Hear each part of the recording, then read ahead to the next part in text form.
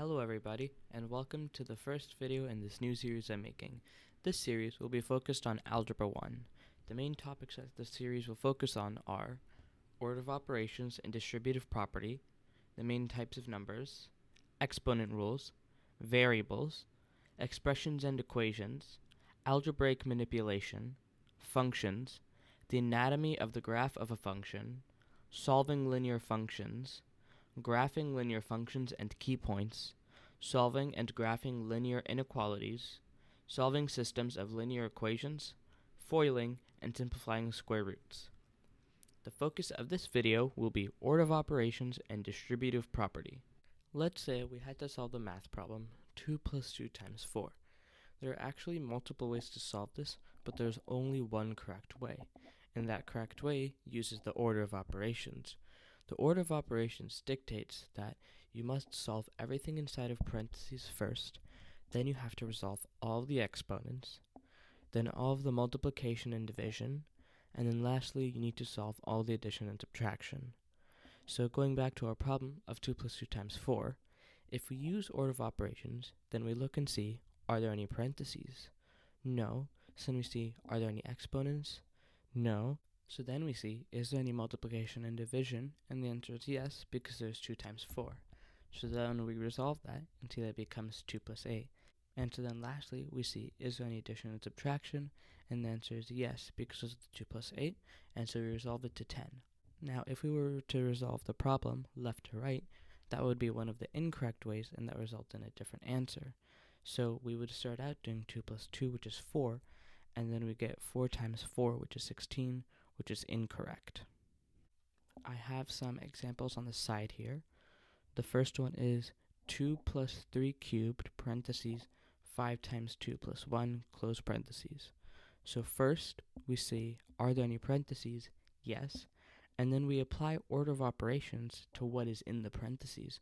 So then we see, inside of the parentheses, are there any parentheses? No. Is there any exponents inside the parentheses? No. Is there any multiplication and division inside the parentheses? The answer is yes, there's 5 times 2. So then we resolve that to 10, and it becomes 2 plus 3 cubed, parentheses, 10 plus 1, close parentheses. And so now we do order of operations, seeing, are there any parentheses? Yes. And then we need to apply the order of operations to the stuff inside the parentheses, and so we see, are there any parentheses inside of the parentheses? No.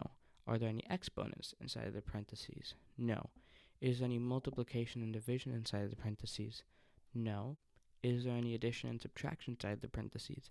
Yes, there's 10 plus 1, so we resolve that to 11 and get 2 plus 3 cubed times 11.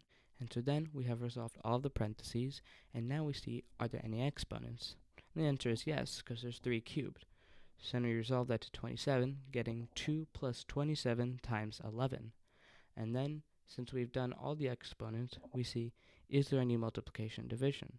And the answer is yes, because there's 27 times 11. And we resolve that to 297. And lastly, we see, is there any addition and subtraction? Yes, because there's 2 plus 297, and our final answer is 299. Below that, I have another example, 3, open parentheses, 1 minus 3 times 4, close parentheses, plus 2 times 3 to the power of 3.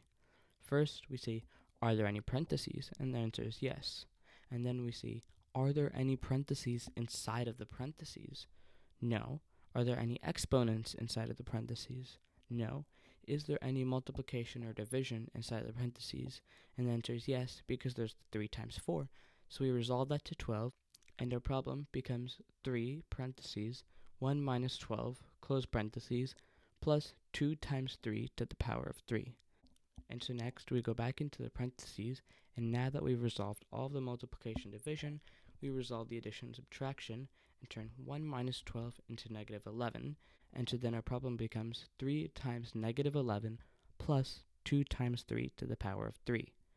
And so now that we've resolved all parentheses, we see, are there any exponents? And the answer is yes, because there's the 3 to the power of 3. And we resolve that to 27, and the problem becomes 3 times negative 11 plus 2 times 27. And so now we see, is there any multiplication and division? And the answer is yes, because there's the 3 times negative 11 and the 2 times 27.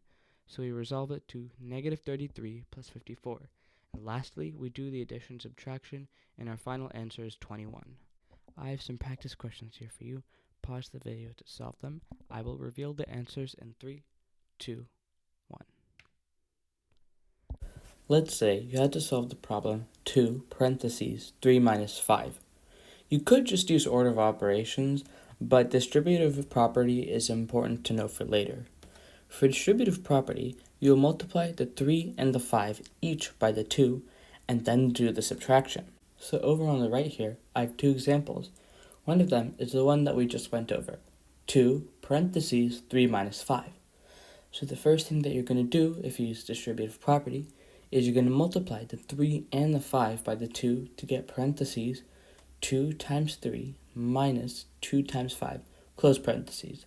At this point, you don't need the parentheses anymore, and it becomes 6 minus 10. You then do the subtraction and get negative 4. Next, we have 5 parentheses 4 plus 3.